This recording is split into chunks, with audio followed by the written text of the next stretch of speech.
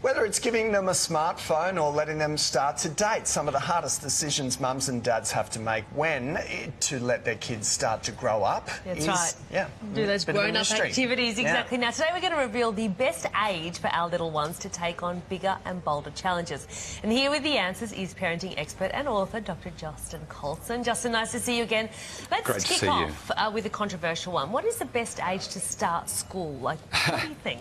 Well, you know, the answer to anything that you ask in terms of best age has to be it depends, because there are so many things that it depends on. You know, it depends on the context, it depends on the child, it depends on their temperament, their personality, it depends on what you're up to, it depends on where you live, it depends on a bunch of stuff. So it depends.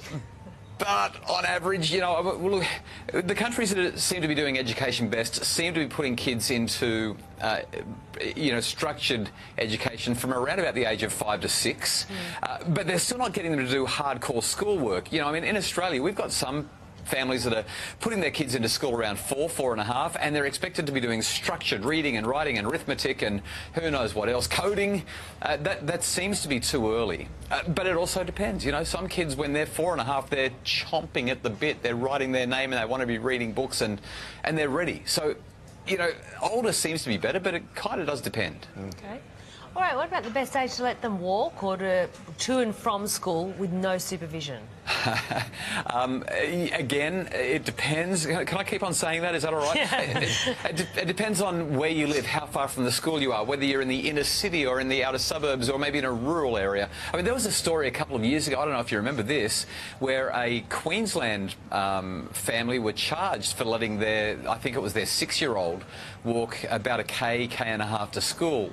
They got national media exposure over that. There were some other circumstances surrounding it, but you know, how far is it? Is it 200 metres down the road? Is there a busy road in between your place and the school? Are there lots of people around to keep them safe? It kind of just depends. Parents need to exercise common sense, and I would encourage them to get their kids walking or riding sooner rather than later, but it really does depend. Justin, kids love a sleepover, so what's the right age that we should start letting them do that? You're not going to believe this, but it depends. And it depends on a bunch of things. So it depends on how mature your child is. It depends on how well they know and you know the family. It depends on who else is staying over, whether there's big brothers, whether there's an uncle that's visiting. You know, trust is such a big issue here. And I've heard so many frightening stories about, you know, kids who have had a sleepover and their lives have been changed for the worse as a result of some abuse that occurred at that sleepover.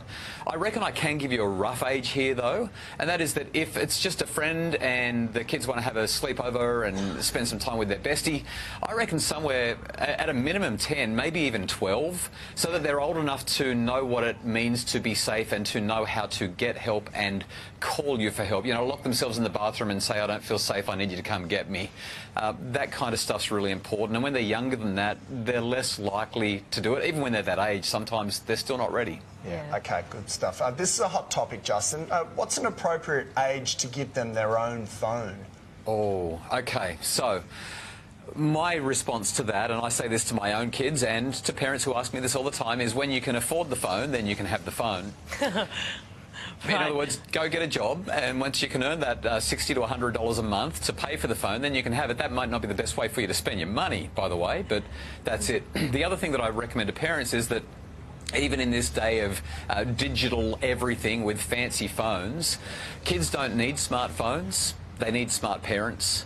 And smart parents give their kids dumb phones. So you mean just a phone so that they can dial you if they need to, but they don't have access to the internet? Is that what you mean? That's right. Yeah, shock horror. Just, you know, text and call. I mean, you think about it, Sally. People say, I'm getting my children this phone so that I can be in touch with them, so that I can keep them safe. But 99% of the phone usage goes to entertainment and messing around on social media or gaming, anything except the whole reason that it was purchased. So if you buy a phone that doesn't have those apps, apps, it doesn't have that functionality, in other words, a dumb phone that talks and texts, then the kids are going to use it for exactly what it was purchased for. It's going to save you a lot of money. Do they ever make a phone that does that, though? Do they ever make a phone which They're getting harder to find, Tom, but they are around, yeah. Yeah, there's one for the telcos. Yeah, that's right. This is the dumb phone for your The old Nokia brick. Yeah. All right, last one for you. We're getting close to the end, Justin. Dating. When should we be okay with romantic relationships?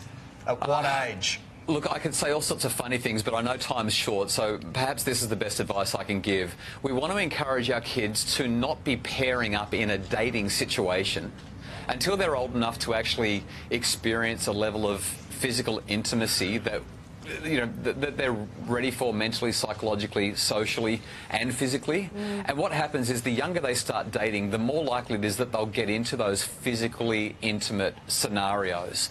So when they're young, and I'm talking up to about the age of 15, 16, just encourage group dating. Go out with friends, hang out, have fun, spend time together. Once you get to, I know I'm sounding like I'm from the 1950s, but... I like it. Once you get to about 16 or 17, thank you, Sal. Once you're about 16 or 17, you're still too young to be making big decisions about intimacy, I reckon. And when I talk to adolescents, so many of them regret the decisions they made at 16 or 17 around that. But at least once they're getting closer to 16, 17, even 18, and starting to really pair up and date, they can make better decisions, more thoughtful decisions, because they've got more experience with the opposite sex and more experience in dating situations. We've got so much to look forward to, don't we, Sam? Oh, God. Whereas Ryan, Justin is on the other end of the spectrum. And it's a nightmare that just keeps on giving. He wants the advice on how to get them out of the house. just sit them down, Ryan. Just say, I can't do this anymore. Pick up your towel. Put the dishes away. Clean your room. Good stuff. Justin Coulson always bringing the comedy to the segment. Thank you, mate. We really appreciate it. Some great advice talk, guys. in there. Excellent.